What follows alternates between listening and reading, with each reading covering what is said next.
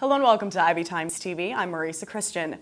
Today I'm joined by Bob Horvath, Global Chairman and CEO of WRAP, one of the world's largest marketing services agencies. Bob, thanks for joining us. Thanks for having me. What is driving growth in marketing and advertising agencies right now? Right now, I would say it's primarily three things. It's the business leadership, which is something that's very important for our clients right now to really understand what their business problems are and how agencies are trying to solve them. The second is innovation, which is all about integrating and connecting all of the different social networks, the search, the platforms that a lot of companies have developed, and putting them all together in order to create some better brand consumer relationships between the two so we can drive the growth for the clients' businesses. And the third is accountability. Accountability has always been a huge basis for our business. Accountability and measurability is all about how we can associate and attribute what we do in the marketplace with revenue growth and with customer acquisition and retention and optimization, which ultimately is what every business is in business for, is to help them grow their business. So it's primarily those three things that we see continuing to be at the forefront of what our clients are looking for. CEOs and CMOs are increasingly under the gun for results, and measurable results ultimately is what they're being held accountable for. So that's where we like to play with our business. That's where we see our clients really succeeding. So that's where we see the business going forward. I read an article from Adweek that claims digital advertising growth will outpace traditional ad revenue growth. Why is that? Well, digital is where everybody does search, where everybody starts the consumer brand experience. Traditional advertising is still a very large part of every company's advertising spend. The growth will continue to be heavily in digital. Pretty much at least half of all new business pitches are heavily digitally based. But still, the substantial amount of money is still in traditional advertising. The growth will continue to be there, especially with social networks being huge. Search will continue to play a big part. It's going to continue to grow, and it's a challenge for many advertisers because the revenue model is very different. The old agency models were based on traditional TV spend and percentages of TV spend.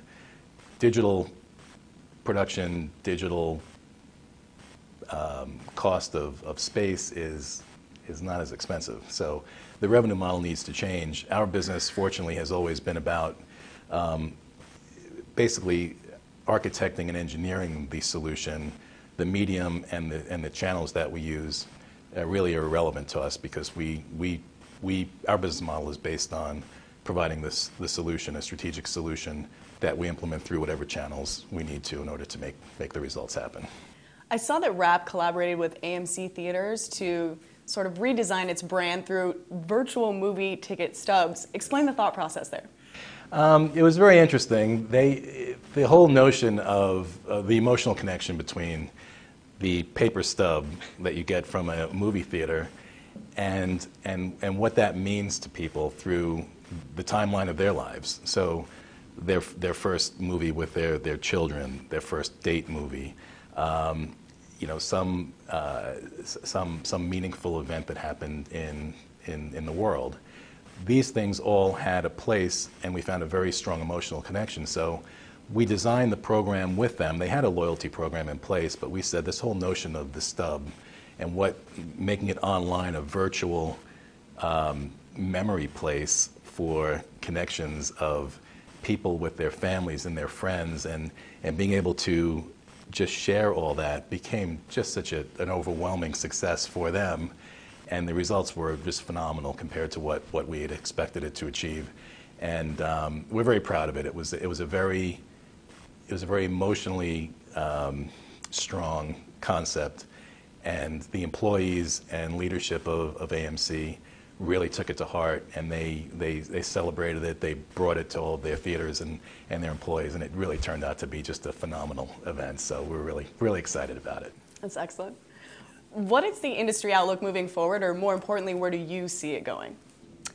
The industry, interestingly, there's the typical couple of things, which is digital continuing to be a very strong part of everybody's spend and everybody's experience with the consumer.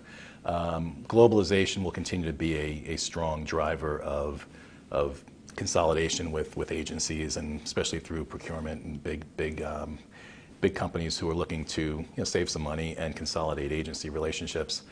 Those two, I would kind of put those on the side, but the three, I'd say, more specialized areas that I think are very important for everybody to consider. The first is kind of the changing demographics of society. The boomers are now starting to hit 65. They will be starting to, retire. So obviously leisure, travel, financial planning, all of those things will become more important. And then you have this other phenomenon of the millennials coming in, 70+ million strong in the U.S., 20+% of the population. And that demographic pretty much is consistent globally, and they represent some interesting things. They're highly educated, they are tech savvy, they are very brand loyal, and at the same time they're hard to engage. They are hard to convince. They are somewhat hard to kind of nail down. And by the way, they represent $170 billion worth of purchasing power. No big deal. No big deal. So when you look at that, you say, how do you engage with them? At the same time, 80% of them have 2 devices open at any given point in time, at least. So they might be on their smartphone, they might be on the computer, they might be on TV, they might be interacting with their friends on Facebook or on any other Twitter or anything else that they're doing. So how do you engage them when you need responses very quickly and engagement very quickly, and you can't be found out? You have to be sincere and genuine to your brand. So we look a lot at kind of the value of values, brand values, which in the past it used to be the brand would be what the company said it was. Now we believe it's what the consumer says it is, what people say it is. And in a time where everything's pretty virtual, everything is very real time, you really have to make sure that you're optimizing and engaging on a real-time basis, because you can't just float something out there and then walk away and say, okay, we'll come take a look at it in a week, a month, 2 months, because so many things happen so quickly.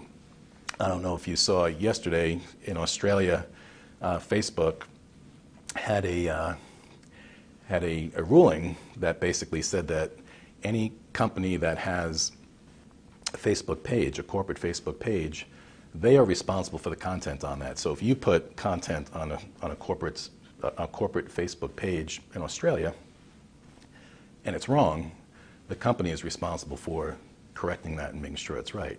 So think of the implications of that when it relates to a brand, for monitoring it, making sure that the content is genuine, accurate, fact-based. I mean, that's just a lot of implications there that I think will happen more and more as the social networks evolve, as it continues to have more influence, because otherwise it can get out of hand. And once it gets out of hand, it's hard to wheel back in. So you really have to manage that very closely. And I think companies are starting to realize that. They're getting more comfortable, because I think they're realizing that it's something you can't keep in a very tight swim lane. You have to give it room to move around, but you have to still keep it somewhat in the area where you want it to be, or else it can go pretty far askew and end up causing some damage that you didn't want it to have. Well, like you said, it comes back down to accountability. Yes.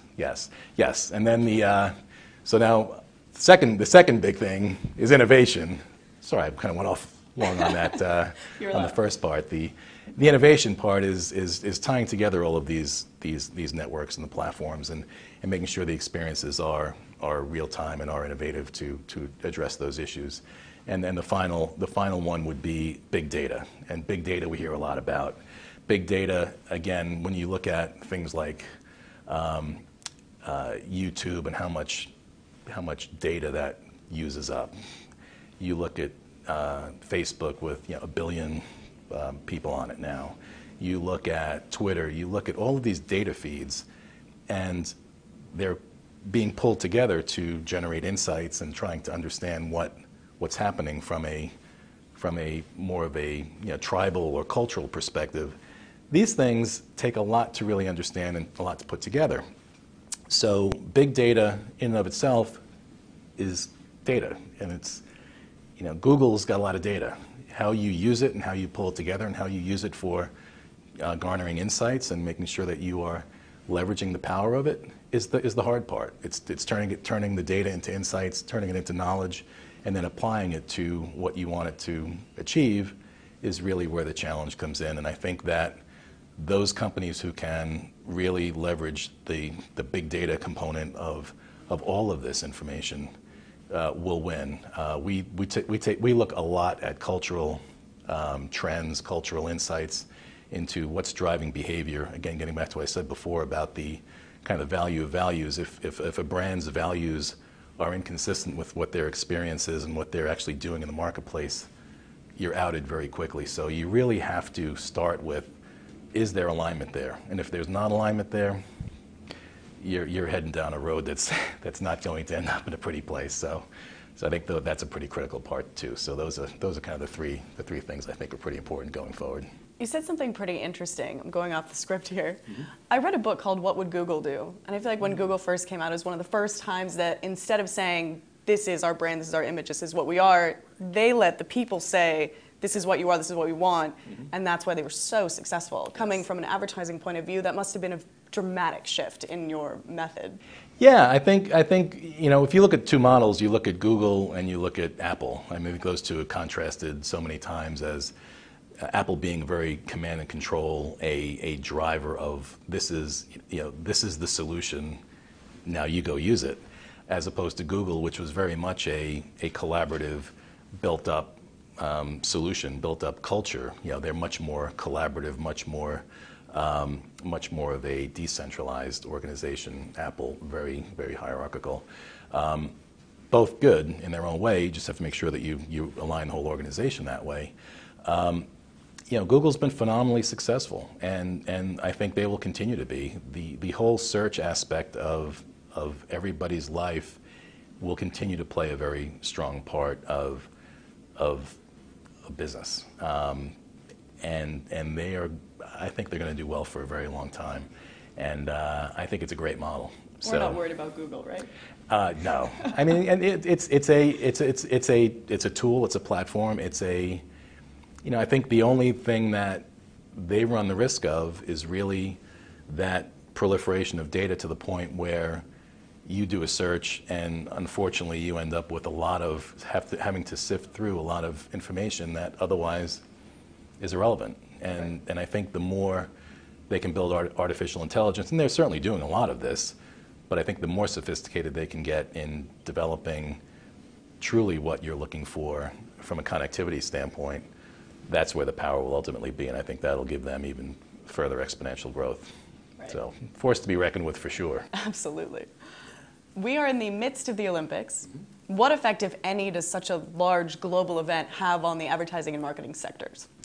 Well, you got the quadrennial effect, which is the Olympics and the presidential election. So that has a big impact. If you look at the impact of those two, the numbers I see are anywhere between $5 and $7 billion of incremental ad spending just during that 5-month period of kind of June through November, May through November, that type of time frame. That's 5 months, right? and it's a big deal. It's a big deal because a lot of people try out a lot of new things during the Olympics. Not so much during the elections, but during the Olympics, you see a lot more talk about Twitter, a lot more talk about who's popular on Facebook.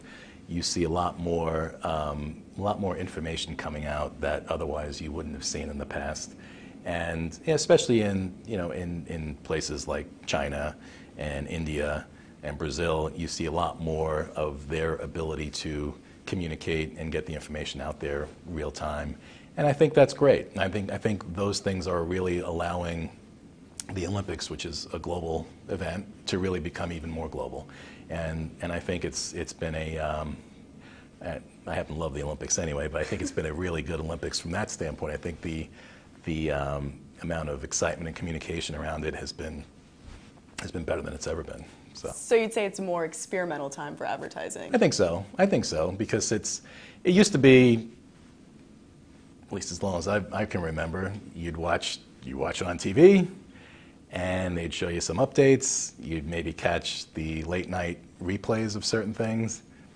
and that was it. Now there's a lot more streaming, a lot more real time. You can pretty much, you see what's happening. Really, you have to shut things off so you don't see what's happening. Time zones are a problem. Time zones are a big problem, and so I think that's an interesting part. And again, it's not that it's good or bad. I happen to think it's good, but you have to be able to deal with it in a way that makes it so it's being beneficial to what you're trying to accomplish. So that whole connected world, the whole what type of information you're getting out there, again, has to be monitored, has to be, I'll say managed, bad word, but has to be kind of curated a little bit more so it comes out in a way that you want it to represent what you want it to represent. Well, that was very informative, Bob. Thank you so much for joining us. Oh, thank you very much, Marisa. It was great meeting you. I'm Marisa Christian with IB Times TV.